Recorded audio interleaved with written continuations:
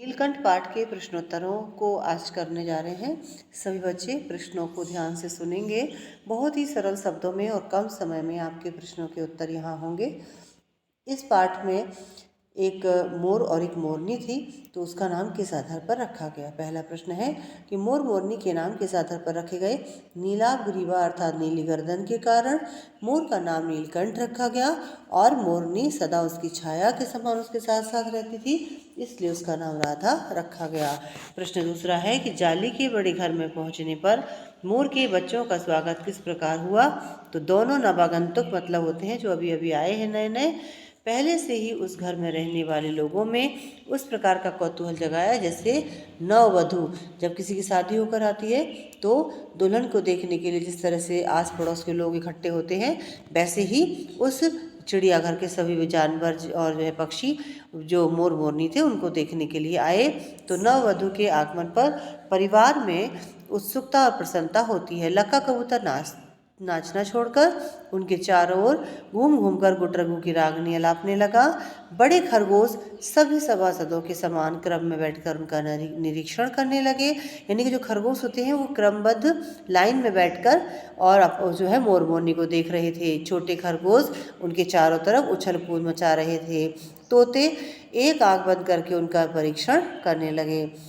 लेखिका को नीलकंठ की कौन कौन सी बातें अच्छी लगती हैं, कौन कौन सी चेष्टाएं यानी कि कौन कौन सी आदतें अच्छी भाती हैं। तो नीलकंठ देखने में बहुत सुंदर था और उसकी हर चेष्टा बहुत सुंदर थी, आकर्षक थी, लेकिन लेखिका को कुछ बातें ही अच्छी लगती थी। एक तो उसका मेघों के गर्जन की ताल पर उसका इंद्रधनुष के गुच्छे जैसे पंखों को मंडलाकार बनाकर तन्मय होकर नाचना, और लेखिका के हाथों से हौले हौले चने उठाकर खाते समय उनकी चेष्टाएं हंसी और विस्मय उत्पन्न करती थी। हंसी भी आती थी और बड़ा आश्चर्य होता था कि एक एक दाना कैसे हाथ में बिना चोट लगे वो अपनी चोट से उठा रहे हैं। प्रश्न है कि इस आनंद उत्सव की रागनी में बेमेल स्वर कैसे बज उठा। वाक्य किस घटना की ओर संकेत कर रहा है। इस आनंद उत्सव की रागनी में बेमेल स्वर कुब्जा मोरनी के आने के कारण बज उठा। एक दिन महादेवी वर्मा जो है नखास कोने से निकली तो बड़े मियाँ ने उन्हें एक मोरनी के बारे में बताया जो घायल थी। लेखिका उसे 7 रुपए में खरीद कर अपने घर ले आई। उसकी देखभाल की, कुछ दिनों में ही वह ठीक हो गई, स्वस्थ हो गई और उसका नाम कुब्जा रखा गया।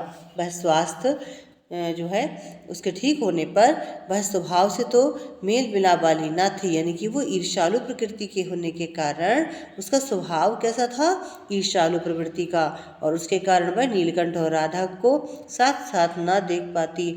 जब भी उन्हें साथ देखती तो राधा को नोच डालती। वह स्वयं नीलकंठ के साथ रहना चाहती थी। एक बार उसने राधा के अंडे भी फोड़ डाले।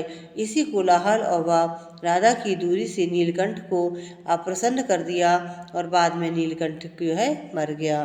प्रश्न है कि वसंत ऋतु में नीलकंठ के लिए जाली घर में बंद रहना असहनीय क्यों हो गया था। नीलकंठ को फलों के वृक्षों से भी अधिक पुष्पित पल्लवित वृक्ष जो है भाते थे, इसलिए जब बसंत में आम के वृक्ष मंजरियों से लग जाते, यानी कि उनमें वौर लग जाती, उनमें फल आने की शुरुआत होती और अशोक का पेड़ लाल पत्तों से ढक जाता, तो नीलकंठ के लिए जाली घर में रहना असहनीय हो जाता। तब उसे जाली घर से बाहर छोड़ देना पड़ता। प्रश्न है कि जाली घर में रहने वाले सभी जीव जंतु एक दूसरे के मित्र बन गए थे, पर कुब्जा के साथ ऐसा संभव क्यों नहीं हो पाया। कुछ लोगों का स्वभाव होता है वो सभी से मिलाप नहीं रख पाते हैं। जाली घर में रहने वाले सभी जीव जंतु एक दूसरे से मित्रता का व्यवहार रखते थे। खरगोश, तोते, मोर, मोरनी सभी मिलकर एक दूसरे के साथ रहते, लेकिन कुब्जा का स्वभाव उनके जैसा नहीं था। वह स्वभाव से ईर्ष्यालु होने के कारण हरदम सबसे झगड़ा करती रहती और अपनी चोंच से नीलकंठ के पास जाने वाले हर एक पक्षी को नोच डालती। वह किसी को भी नीलकंठ के पास आने नहीं देती थी। यहाँ तक कि उसने इसी ईर्ष्या वश राधा के अंडे भी फोड़ दिए थे। उसके इसी व्यवहार के कारण वह किसी की मित्र न बन सकी। प्रश्न है, नीलकंठ ने खरगोश के बच्चों को सांप से किस तरह बचाया? इस घटना के आधार पर नीलकंठ के स्वभाव की विशेषताएं लिखिए। यानी कि नीलकंठ कैसा था, इसके बारे में हमें इस घटना से पता चलेगा। पहला, एक बार जब सांप पशुओं के जाली घर के भीतर आ गया, सब जीव जंतु इधर उधर भाग रहे थे, परंतु एक शिशु खरगोश सांप की पकड़ में आ गया। सांप ने उसे निगलने के लिए उसका आधा शरीर मुंह में दबा लिया। नन्हा खरगोश धीरे धीरे ची ची कर रहा था। सोए हुए नीलकंठ ने जब यह क्रंदन यानी कि रोने की आवाज़ सुनी तो उसने क्या किया? तो वह झट से अपने पंखों को समेटता हुआ झूले से नीचे आ गया। उसने सतर्क होकर सांप के फन को पंजों से दबाया और अपनी चोंच से इतने प्रहार कर दिए कि वह अधमरा हो गया। फन की पकड़ ढीली हुई और खरगोश का बच्चा मुंह से निकल गया। इस प्रकार नीलकंठ ने खरगोश के बच्चों को सांप से बचाया। इस घटना के आधार पर नीलकंठ की कुछ विशेषताएं उभर कर आती हैं। सजगता और सतर्कता। जाली घर के ऊंचे झूले पर सोते हुए खरगोश की करुण आवाज सुनकर उसे शक हो गया कि कोई प्राणी संकट में है और वह झट से मदद करने के लिए कूद गया। साहसी इसलिए है क्योंकि नीलकंठ साहसी प्राणी है। अकेले ही उसने सांप से खरगोश के बच्चे को बचाया और सांप के 2 खंड करके अपनी वीरता का परिचय दिया। दक्ष रक्षक। खरगोश को मौत के मुंह से बचाकर नीलकंठ यह सिद्ध कर चुका है कि वह दक्ष रक्षक है, यानी दूसरों की मदद कर सकता है, रक्षा कर सकता है। उसके रहते किसी प्राणी को, किसी व्यक्ति को कोई भी भय या डर नहीं है। दयालु प्रवृत्ति का होने के कारण वह खरगोश के बच्चे को सारी रात अपने पंखों में छिपाकर उसे ऊष्मा देता रहा, गर्मी देता रहा, तो उसने इस पर दया भी की। अब भाषा की बात में है कि रूप शब्द से कुरूप, स्वरूप से बहुरूप बनते हैं। तो यहाँ पर आप देखेंगे कि गंध, गंधहीन, गंधक, सुगंध इस तरह से है।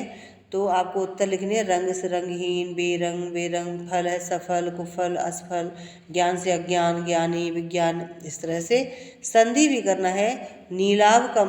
नीलाव और नवागंतुक, सिंहासन और मेघाच्छादन। उत्तर में देखेंगे नील प्लस आव नीलाव, सिंहासन, सिंह प्लस आसन सिंहासन, नव प्लस आगंतुक प्लस नवागंतुक, मेघ प्लस आच्छादन मेघाच्छादन।